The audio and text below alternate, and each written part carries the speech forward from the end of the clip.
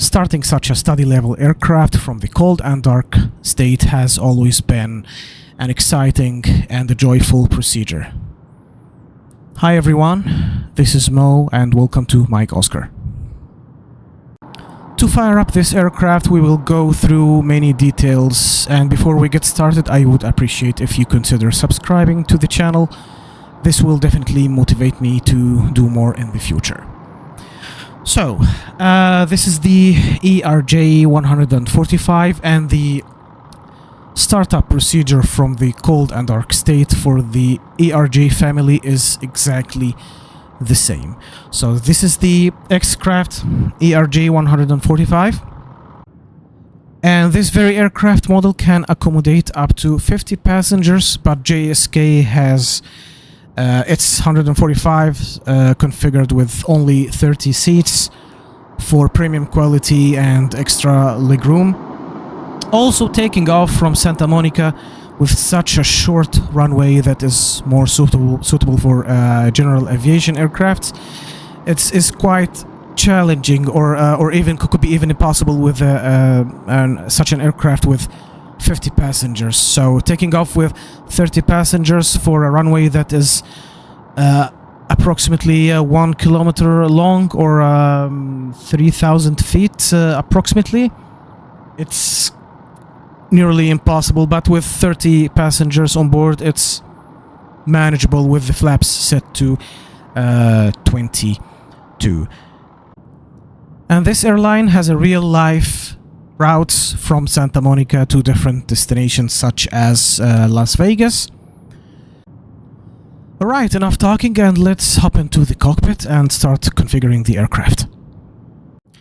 Here we are in the cockpit and I've created a flight plan on SimBrief from Santa Monica, Kilo Sierra Mike Oscar, to the destination of San Diego International, Kilo Sierra Alpha November. We will not be flying, we will be just starting up the aircraft from the cold and dark state, and if there's a chance we can also taxi out to the to hold short the runway at this airport.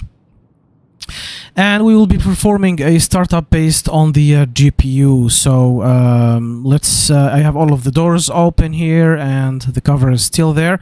Let's remove the engine cover. Let's leave everything as is, and let's connect and start the GPU. We will be definitely going through the checklists, but the checklist literally means that it's a checklist. Means that you should have, the pilot has the procedure in his brain and carries that out. And then the checklist is required just to check that you have done the procedure properly and you haven't missed anything. So it's not a to-do list, it's a checklist. Okay? So, let's... first things first, we have connected the GPU. Let's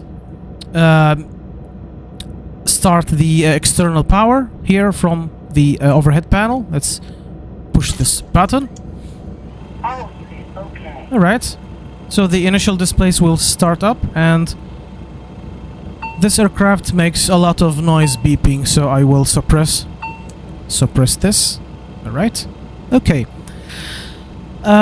What else? Let's load in the flight plan, but before we do this, if we check the fuel here. So this aircraft is fitted with two main fuel tanks.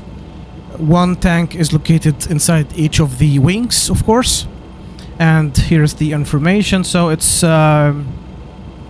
full with with that capacity of fuel. But let's import our flight plan. So the flight plan will also refuel the aircraft. I have downloaded and imported the flight plan already via the SimBrief application, so we can easily configure it on the FMS, and we can also import it here from the EFB, and this will refuel the aircraft and help with the performance calculations. So I have already my SimBrief ID. Let's import it. This is the flight from Kilo Sierra Mike Oscar to Kilo Sierra Alpha November. Load, and this is here our load sheet with these values, and it seems to be approved, so let's load it. Okay, let's check now once again on the ICAS display.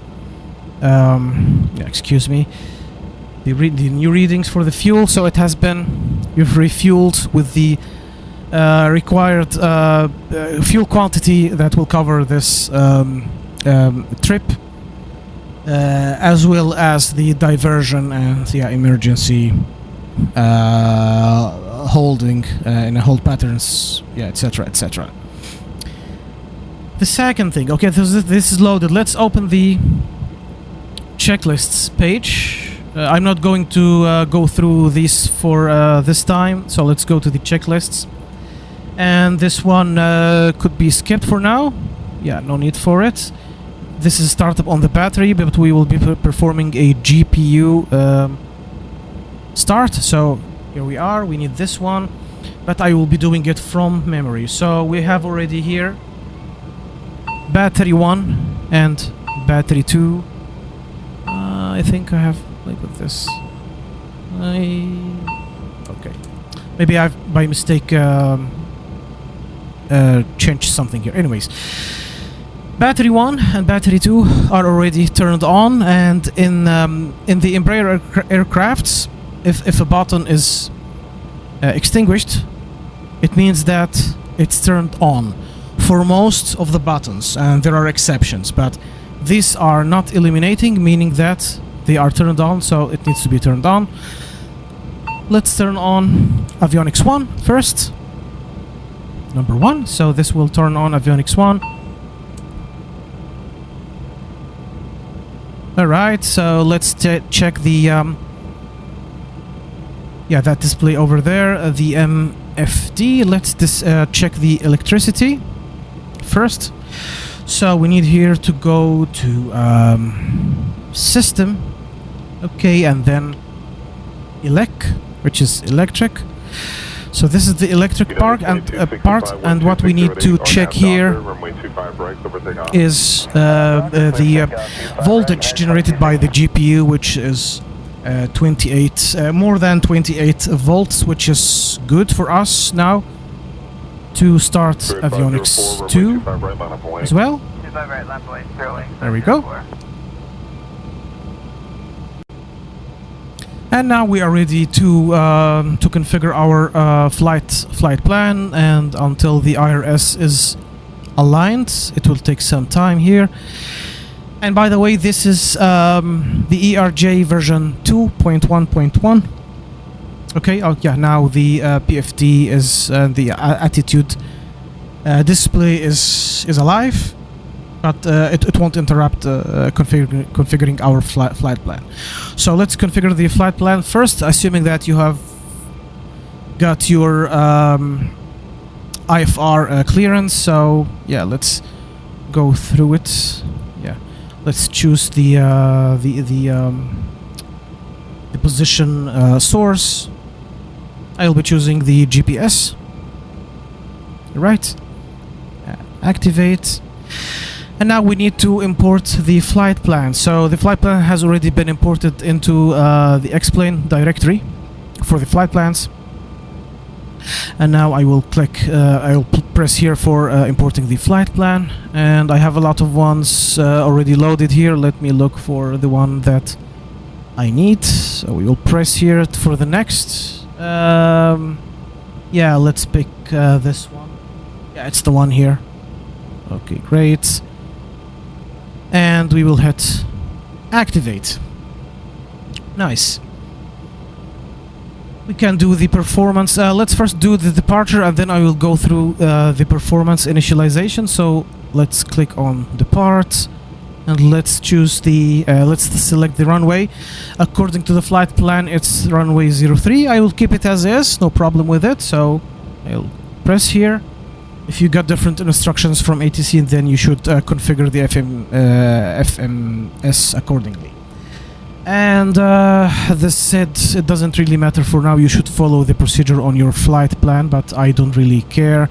No need for a transition. Let's just press activate. Great. I will configure the approach or the arrival later on. Let's now click on the perform initialization here. Alright, and next, next, next as well. And we need here to set the cruise altitude according to your flight plan. So for example, it's flight level 300, for example. I will be writing here. You can type here 30,000, but I will type it like this, FL300. Okay, on the scratch pad, and then press here to have it imported like this. Okay, great. And the next page. Now, the fuel. It doesn't really matter, but I will just enter this this value, 4,400. I think this is in pounds. Yeah, this is in pounds, of course. So 4,400. I don't bother with the fraction here. Okay, and then performance on the performance initialization. Great. And now the performance data. Nothing to do here. And next, next, and. Okay, leave everything to the defaults. Okay, backwards. Let's go to the first page, which is fine. Okay, let's press. Let's now configure the takeoff configuration. So hit this button here, and we have few things to do here. So let's press next, and here we can see the temperature outside. It's plus 16 Celsius or 61 Fahrenheit. This is required for the takeoff configuration of this aircraft. So now it's more than our plus 16. Let's say it's 16 degrees, and it's needed for the takeoff performance, and it's configured here on the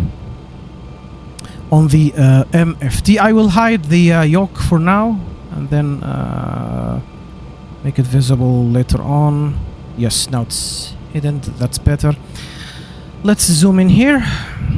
This is the takeoff information. This is the takeoff config for this aircraft, and we need to set the departure, the temperature for the takeoff here. It's required for the thrust calculation by the FADIC. The FADIC is the computer of the engine. Okay, so for the FADIC to calculate the required thrust for the takeoff, we need to have it properly configured here. If this is not properly configured, the sensors of the FADIC in each engine will pick up that temperature, but it's better to do it here. Otherwise, your initialization procedure is not complete. Okay, so let's configure this, and the buttons for doing this is actually located up there. So bear with me. We will do a double click. It's located here.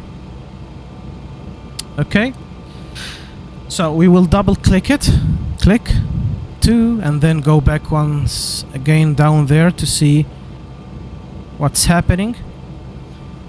So for the takeoff, when we press the takeoff config button, it made a selection here. The first press on the button selected the takeoff mode. We will leave it to the default of the aircraft, which is takeoff 1.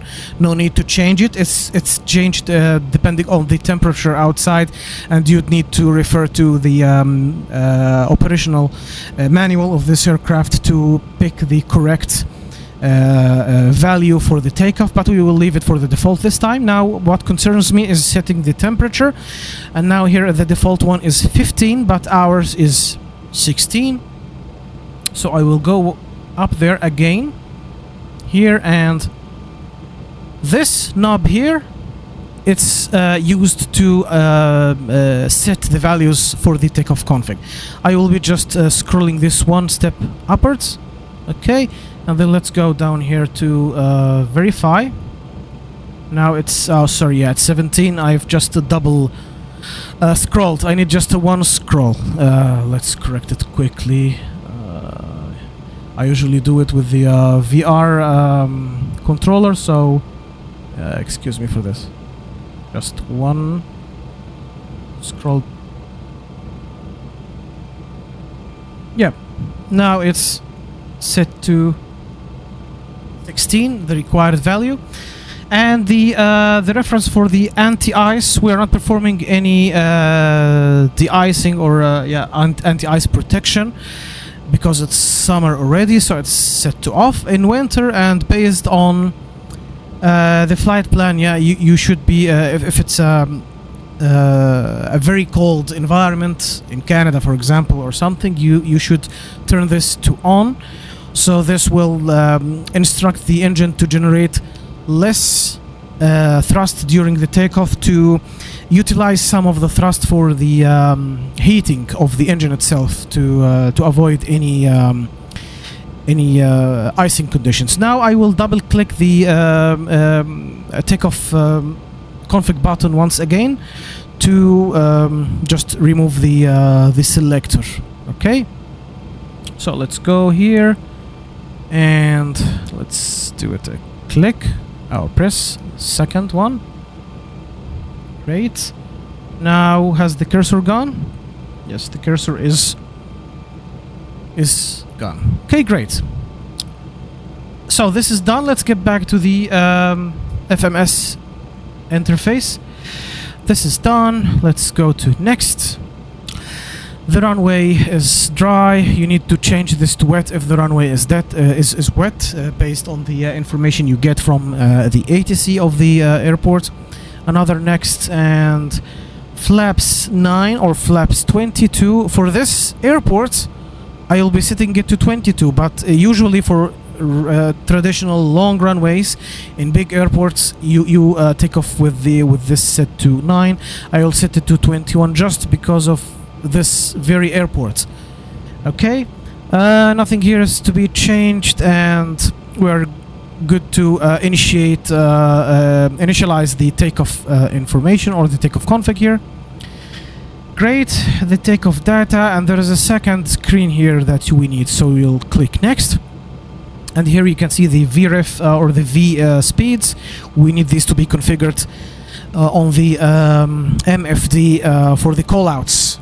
Okay, for the callouts to work, for the aircraft to call the speeds out for you, you need to manually input these. So this is 104, 118, and the V2 is 118. So we will go here to the MFD. Down here, we will click on, press on MFD. Okay, and then we will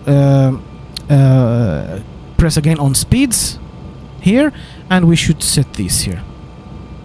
So number one, I press here, and with this dial, this knob here, you can adjust it. I have already a hardware knob configured at my with a binding for that function, so I'll set this to 104. Okay, and the VR is 118.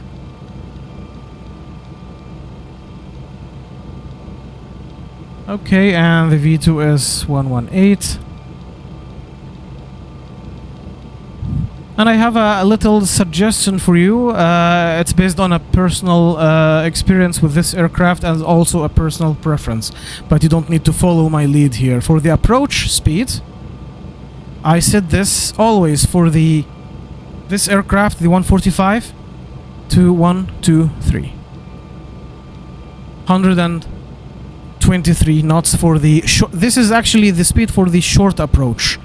That's how I can easily see my speed on the PFD during the short approach with the markers. But it's a personal preference, because there is another value here for the VREF. Okay.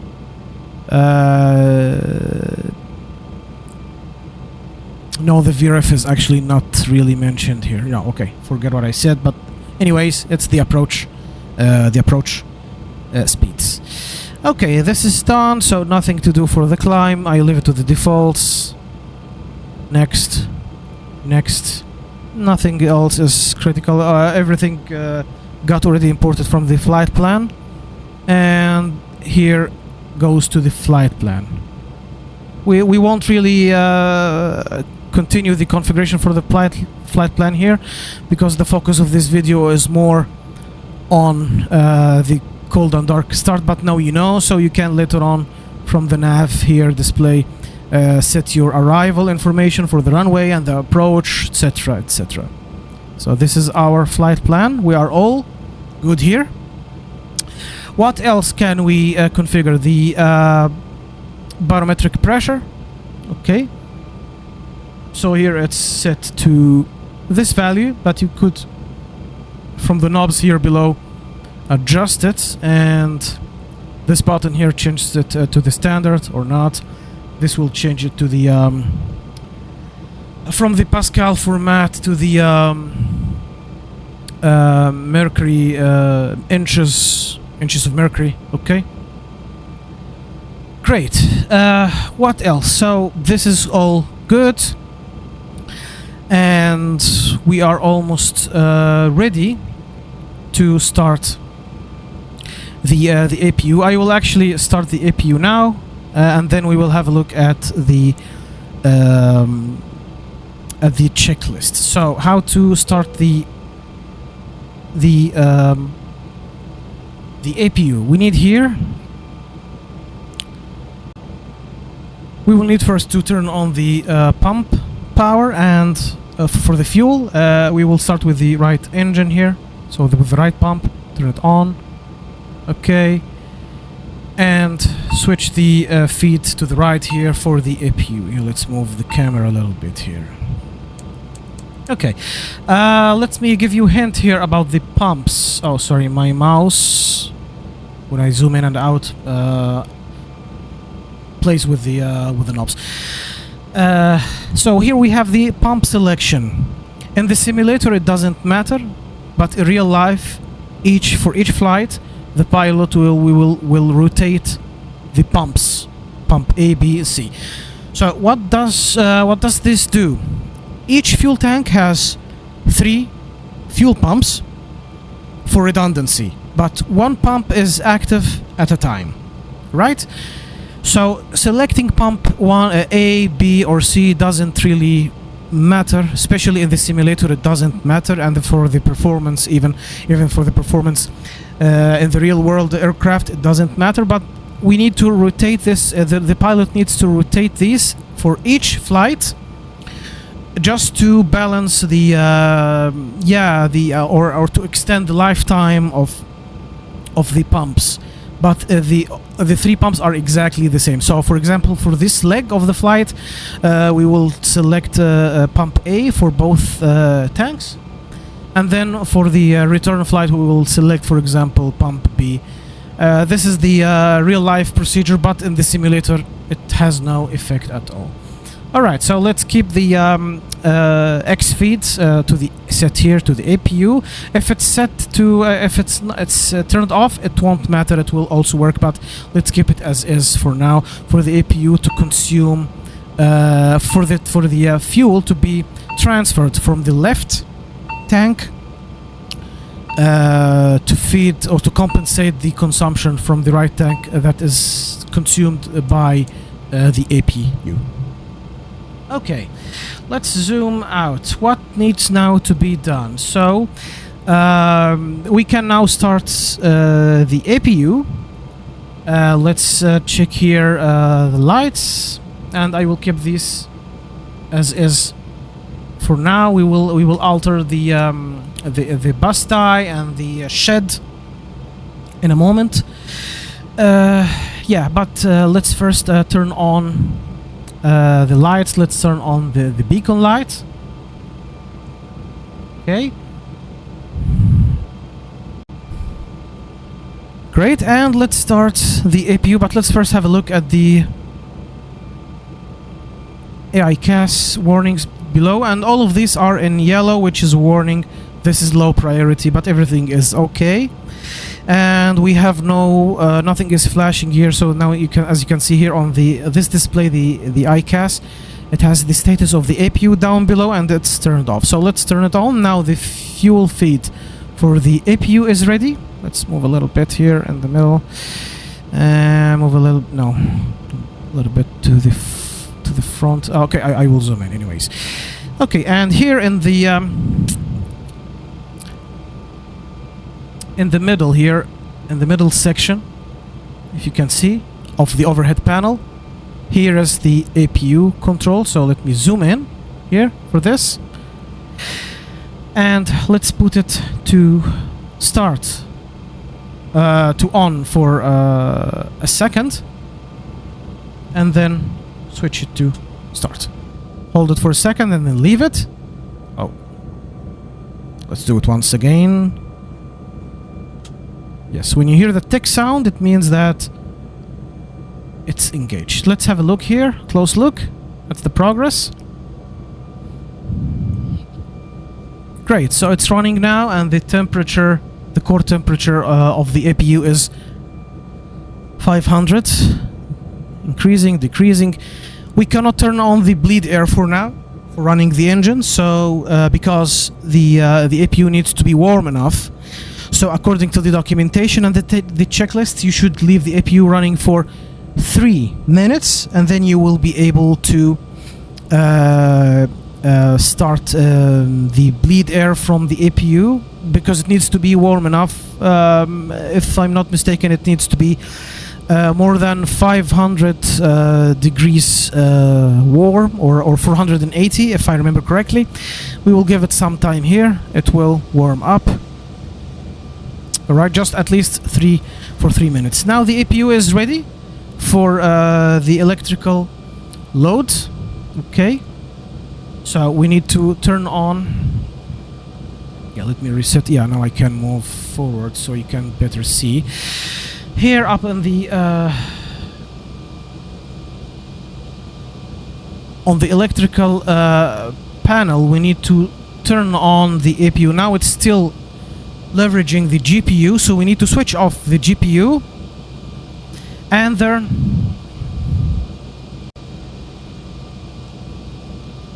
here turn the bus ties to auto to override. This is incorrect. My mouse by mistake did this, so it should be set to auto. But now let's switch this off and turn the bus shed to override. And now the power is being generated from the APU. I will turn off the GPU. Okay. We no longer need it. Let's get back here to the checklist, but let's first check the status down here on the ICAS. Okay, so now the temperature is rising of the APU because we have put now the electrical load to it. So it needs to be 540 plus to be able for the bleed air to it's the correct procedure for turning on the bleed air from for getting the bleed air from the APU. So after switching on the load, the electrical load on the APU, you should wait for 3 minutes and then to give the APU the required time for the warm up, and then you can start the bleed air and then start the engine. Okay. There's something here that, this is the electrical page, and the GPU is, where has it gone? Yeah, because it's switched off. Yeah, I don't see it, because, it's switched off, so because it's gone. When the generator is turned on, you see an icon here, or a symbol here for the GPU with the generated power, but it's no longer here. And then now the APU is generating enough power. Each engine has, by the way, 2 generators. Okay, so for redundancy and to generate enough power to the aircraft. So engine number 2, which is the engine to the right of the aircraft, has generator 2 and 4. This is why it's here to the right. And engine number 1, which is To the left of the aircraft, it has generator 1 and 3. So 1 and 3, engine 1, generator 2 and 4, engine number 2. The batteries and everything looks fine. Alright, before we turn on the bleed air, let's just quickly go through the checklist. And then just to validate that everything is fine so far. Yeah, let me reset my view. And then we will continue with powering on the aircraft. Okay, so GPU power on, batteries on, checked. Yes, checked. GPU was selected already, and yeah, power pump number 2 was turned on as I did for the APU. The APU bleed is definitely closed. Checked. I will have a look at it, but it's definitely still closed. And here, yeah, the wait for the APU bleed. Wait for 3 minutes. Not just from the start, but it should be after 3 minutes after having the power being completely generated from the APU, not from an external power source such as the GPU. Okay, the packs are as required. We are not ready yet, so let's now go to the. Yeah, let me move to the right a bit in the cockpit so you can better see the overhead panel. Okay, so now we need to set the cross bleed air to open, the open position. It should usually be closed, but now I will set it to open. Yeah, okay, and to turn on the APU bleed air, we press this button here. We can turn on the packs, which will turn on the internal ventilation by pressing these buttons.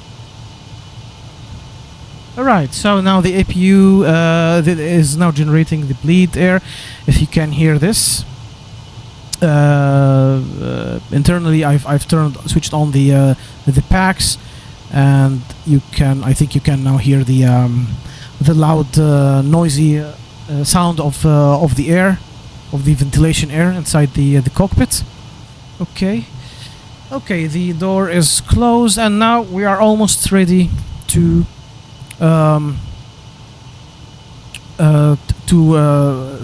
the engines. But let's first have a quick look here at the ICAS.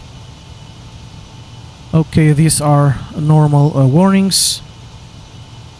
Let's now prepare the aircraft for the engine start. So GPU is removed. This door is closed. Let's close the main door. Let's remove the ground objects. The engine covers have been removed, and the cargo door is also closed. So we are almost ready now.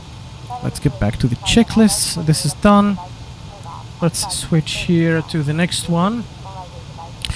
The first flight of the day, yeah, the oxygen. So you need to check the oxygen masks first, and the CVR as well. And where can you do this? You go here next to the pilot seat. Here is the mask. You press here until that green, yeah, just for a couple of seconds, and that's done. Okay, and then check the CVR recording from up here. It's for the cockpit voice recording, and it's over there. We press on the test. Should be for a couple of seconds. Now it's done. Great. And now we are good to start the engine. But let's continue here this part of the checklist. Engine and APU generators. The generators are, all of them are on. The bus ties, etc., etc., etc. Okay. Okay, let's do the rest. We need first to turn on the emergency lights, and it's done from here. Here it is. Now it's armed. The emergency lights are armed. Let's increase the overhead panel lights from here.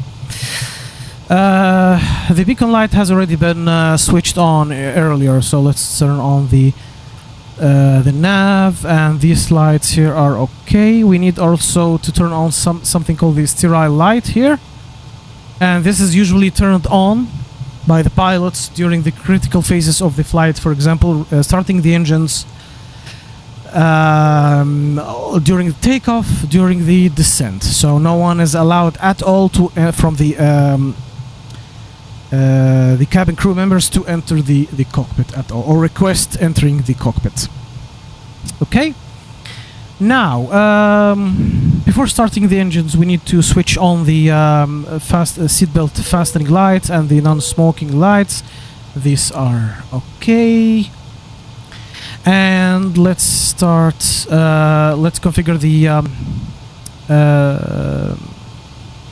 fuel. But before we continue, I'd like to show you here I've told you that each engine has 2 generators, which is a total of 4 generators, and these are the main switches for engaging and disengaging the generators in case of a failure. All right, now let's turn on the pump number 1, and let's keep it to the pump power is on. This is okay. The GPU we still need it, of course. The APU, sorry, we still need it. Okay, all good. We can now start the engines, and we don't need to turn on the packs on this aircraft because for example on the 737-800 and earlier you need to manually switch off the packs before starting the engines to generate enough bleed air. But in this case here on the Embraers, on the ERJs, you don't need to do this. I'm not sure about the E-jets, or I don't recall, but on the ERJs you can definitely keep them on, and the aircraft is smart enough to handle this. Okay, bleed air on. This is the cross bleed feed is open, the valve, and let's do it from here. Okay, 1 click, and then wait just for a second, then hold it for 2 seconds. 2. Great. Now you will hear the engines spooling up, the right engine. Let's have a look down here. Few warnings will come up, which is fine. Yeah, here we go. This aircraft complains a lot, but it's fine. You can just suppress them. It's just informing you that the hydraulic pumps are not yet operating, and here we go.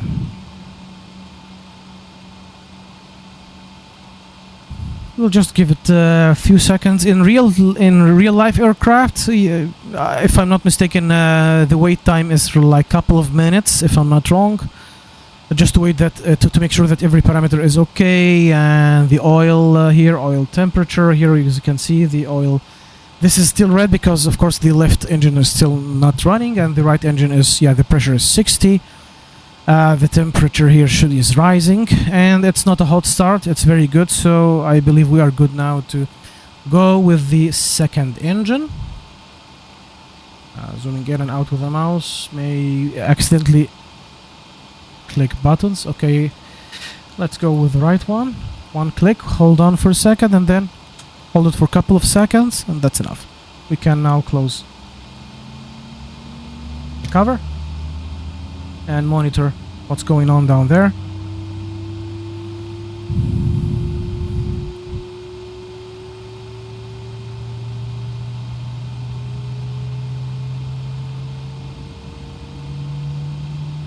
Okay, the speed of the core and the compressor is rising. In 2 and 1, and the temperature is also okay. The pressure here and there, all good. All right. Okay, and the APU is definitely still running. Okay, now let me reset the view here. Now what needs to be done next is to switch off the APU, but we need first the aircraft, the engines, I mean, to generate the electricity. So now the bus ties will be set to auto 1 and 2, and this should be returned back to auto here and auto there. And I think I've made a mistake here. Both these should have been turned to auto before running the engines, and it's a thing that we can validate on the checklist. So I think it's a mistake that I've made here, but yeah, it doesn't hurt anything. But according to the checklist, we will have a look at it. These should have been set to auto before starting the engine, but it's okay. Now the APU is no longer needed. Let's get here to the electrical page. Where is it? It's over there to see. So now, as you can see, the generators from 1 to 4 are generating power, including the APU, but we no longer need the APU, so let's turn it off.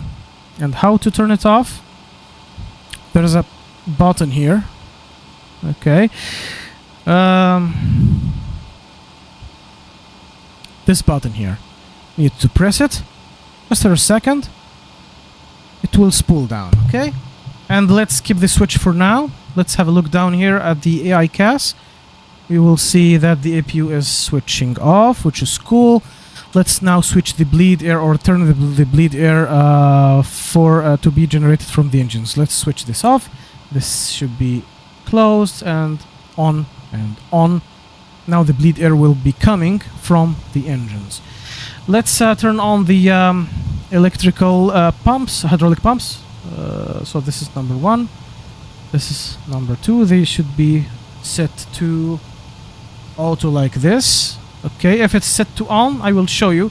If it's set to on, it will be shown as on down below. So if we check the ICAS, the APU now is spooling down and it will be off in a second.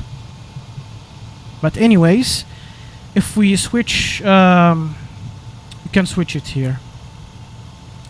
So let's hit return. I don't like the view like this. Return once again, and let's go to the different parameters of the engine. Where was it? Yeah, under system, you need to press on system. And the electricity. Let's actually go through this one by one, and I will show you what you need to, what I wanted to show you. So here, this is the first one, and you already know it. Yeah, let me reposition this for a better view. Sorry. Right. So all of the doors have been closed. Yeah, the takeoff config has been done already for the engines. And this is the this is the takeoff page. Let's check the electrics. Okay, so this is the second one. Here we can see the temperature of the cabin, the temperature of the cockpit, and the level of the oxygen for both the passengers and the crew. The bleed air temperature, which is fine, and you need to go through all of these pages before you start taxi. Okay. Next page is for the fuel, and this is the fuel consumption here now. As you can see here, that's what. Oh, this needs to be. Why is this off? Okay, it's good to validate. So the left tank has the pump A on, the right tank has it off because I think we have something wrong here. Maybe while zooming in with my mouse, I do this incorrectly. Yeah, I think this is no longer needed to be this, so let's close this. This is actually on. Let's check down there again. Yeah, now this is fuel pump A. Yeah, now I know why, because the crossfeed was still turned on to the right, so crossfeeding the right tank, which means that the consumption won't be from the right tank. This is why the pump was turned off, but now it should be balancing. Did I do something wrong here again? Let me check again, maybe while zooming out. Oh, my mistake. This should be here. Okay, let me reset the view like this, and let's get back again to the checks. The next one, the hydraulics, and here we go. So this is the current quantity of the hydraulic fluid in each reservoir, okay, and along with the pressure. And this is what I wanted to show you. So here, these are the pumps. So the electrical pump of the hydraulic electrical pump, the left one is set to on, because I've set it to left it on the on mode, and the right one is set to off because it's on auto. If there's a failure in the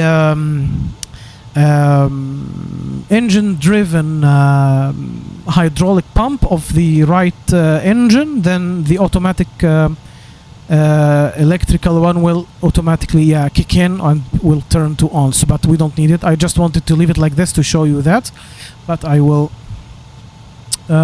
set it back to what it should be. So this should be auto. Yeah, not off, but auto and auto. Let's check again the MFD, and yep, here we go. Yes, that's correct. What's next? The electrical, yeah, everything is fine. There's nothing here to do, so let's return back.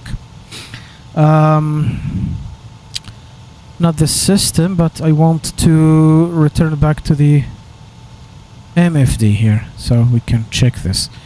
I don't need all of these, so I will leave just the data, but not the nav. Let me zoom in a bit here. This is the flight plan. Okay. And now the flight director is almost live here. We can turn it on, but I will turn on the LNAV. Okay.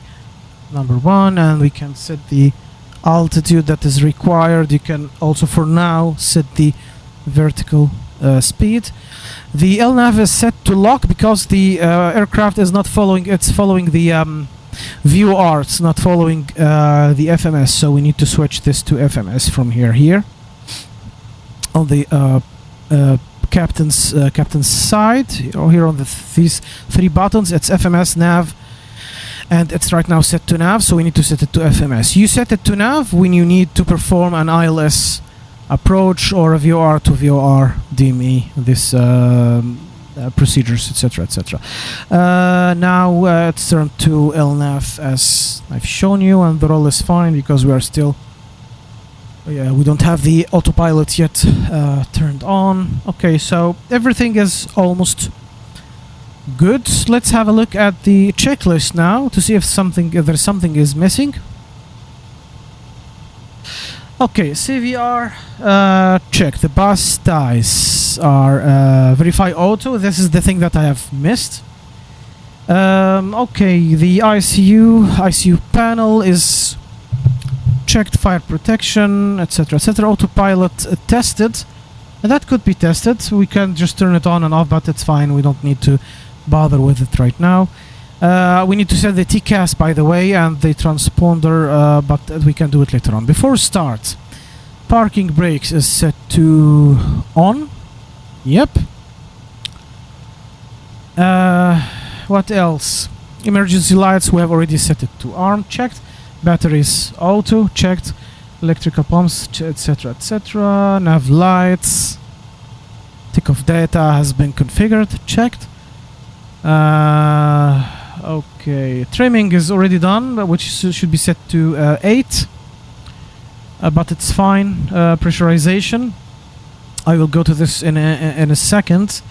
Seat belt lights and the non-smoking, we have already done this, so it's checked. Sterile light, it's also on, so it's checked. Okay.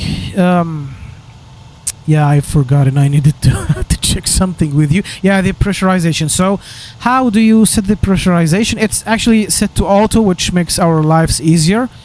However, part of it needs to be manually done. Yeah, let me zoom in here. So the pressurization is set here. You need actually to set the landing altitude. Okay, by adjusting this, so I don't care. If it's less than 4,000 feet, the elevation of the destination airport, if it's less than 4,000 feet, you don't need to bother about this.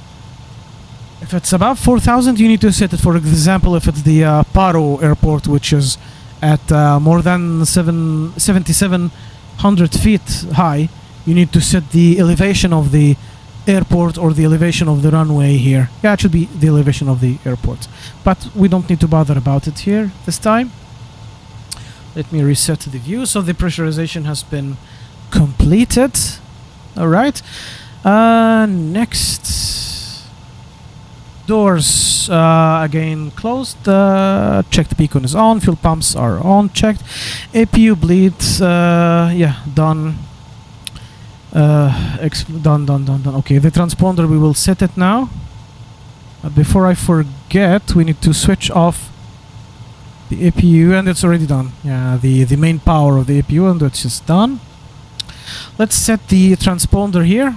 You can go here and yeah, just click here on the TCAS and set the value that you need, and that should be set to upon departure should be to TARA, but I will set it like this for now, and set just the value for the transponder. You could set it from here directly. If you go to the nav page under tune, from tune here you could both tune in the different comm frequencies, the nav frequency as well. I put it from manually from here, and on the second page under the tune config, you can see here the XPDR, which is the transponder code, your squawk code. You set it here. Let's say, for example, 7000, which is the general aviation, the VFR one. If we check here, the MRO, so it is. We can test it by pressing test.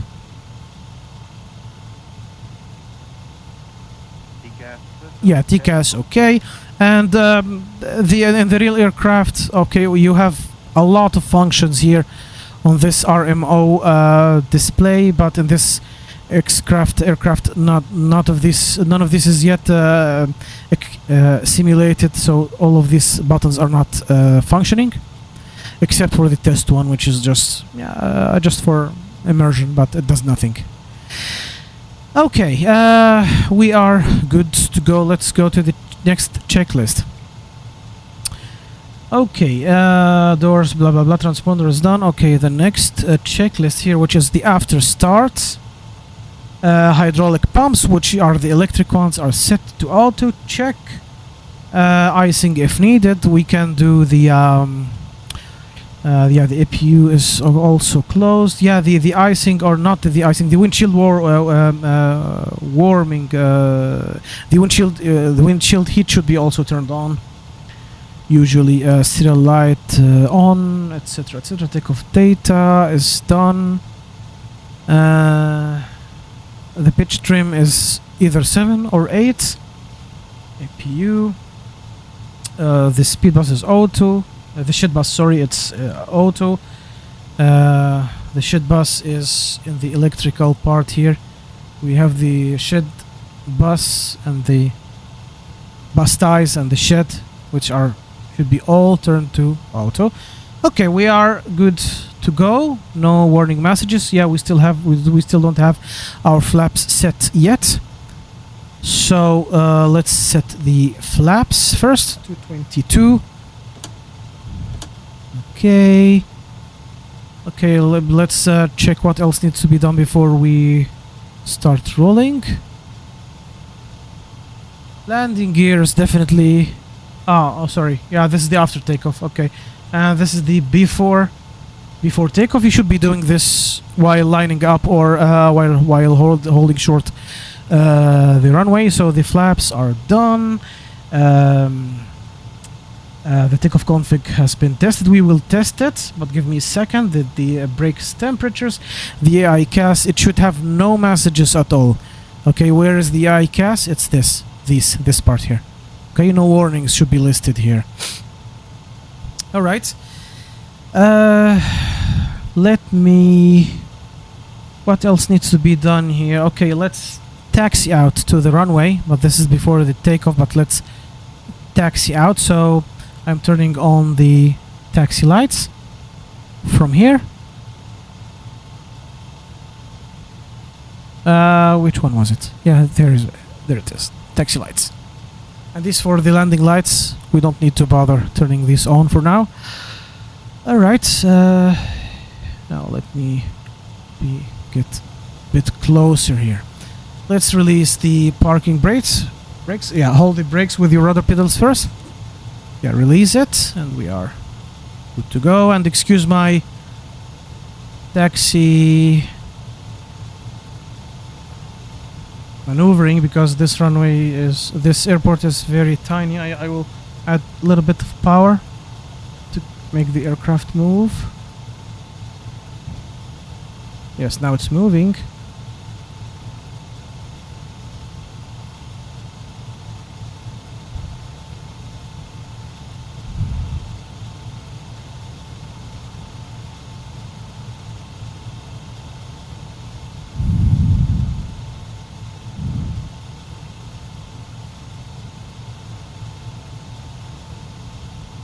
Yeah, the runway is to the left.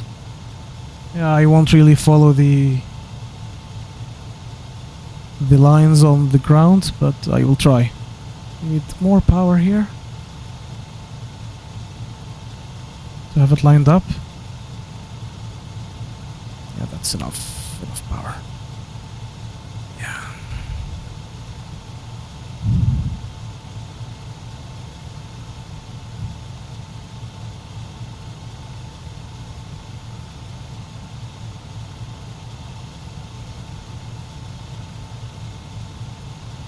Yeah, can just enter the runway from the coming exits.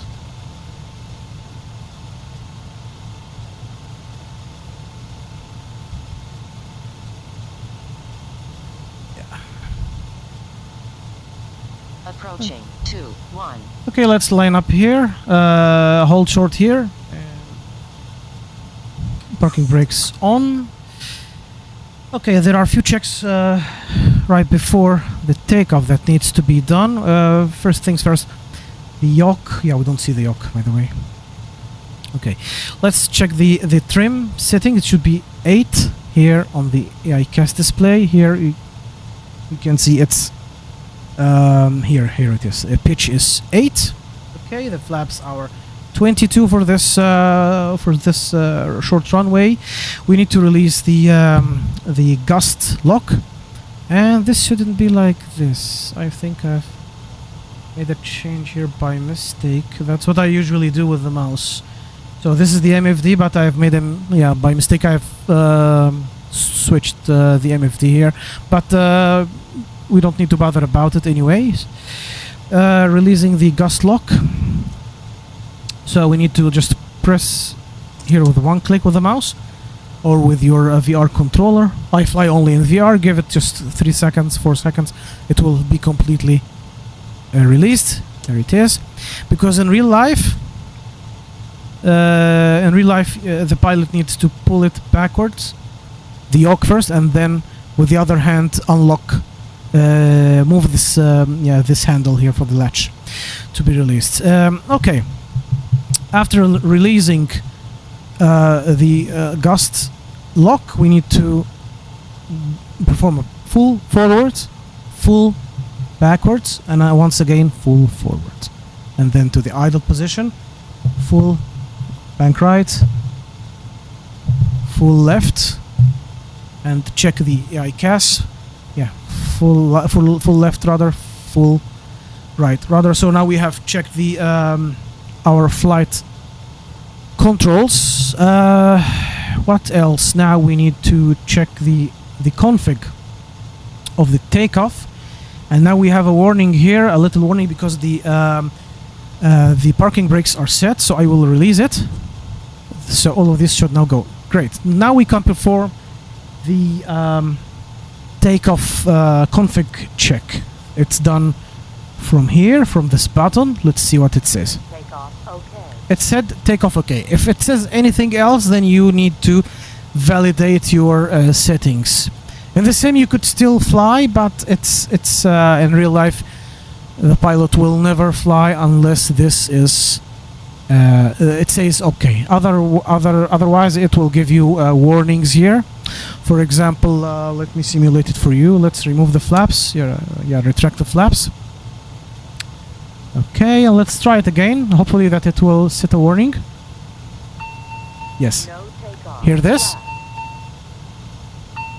It says no takeoff flaps, no takeoff flaps, but it doesn't here say flaps. It just is an issue. Let's suppress this. Okay. And let's set the flaps again to 22. Give it a second. And then let's test it once again. It should not generate anything. Takeoff, okay. Yeah, takeoff okay, which you're all good. You can also test the stick shaker from here, this button in the middle. Hear this? This is the stall warning and the stick shaker test. Okay, now you are good to go. You will just adjust the lights, turn on all of the landing lights, and you could also keep the taxi lights for now. Okay, these are turned on. And yes, we'll turn on the strobe light. Yeah, not the strobe, the yes, the strobe, yeah, the strobe. Okay, that's almost everything. Let's have a look here again at the before takeoff checklist. So the flaps is set, check. Takeoff config has been tested, check. Brake temperatures, no need for this for now. Yeah, I cast no messages, checked. Fuel panel and the balance, we can check this in a second, give me a moment here. The ignition should be set to on, of course. Auto or on, but usually on takeoffs it should be on, not just auto. The window shield heat, I will turn this on in a second. Transponder is set to TARA. The gust lock has been released and the flight controls are free. Yeah, exterior lights are ready, so let's do the balancing. Let's check the balance of the weight. And here you can check it here on the iCast display. Okay, so this is 950, this is 890. This is still within the acceptable range for the takeoff. If I remember correctly from the official documentation of the aircraft, the difference could be should not exceed 400, but in this case it's very well. However, you could balance it anyway, so we need to consume more from the right one, and you could do this easily by, yeah, let me show you how, just for your info. I hope that I won't by mistake hit anything. Yeah, so you need to go up here and set the X feed to the left, which means that, yeah, left like this. So which means that now this fuel pump will be turned off, so no fuel consumption will be will take place from the left hand tank. It will be only all of the engines will be consuming the their fuel, getting their fuel from the right hand, so this will be balancing it. After a short while you will have a warning on the aircraft. It will warn you that this is turned on, just to warn you that something is not correct, so you won't forget it and it may cause a catastrophe if it's severely imbalanced. Okay, let's turn on the windshield heating. It's done from the very far right of the of this panel, and this here, 1, 2, that's it.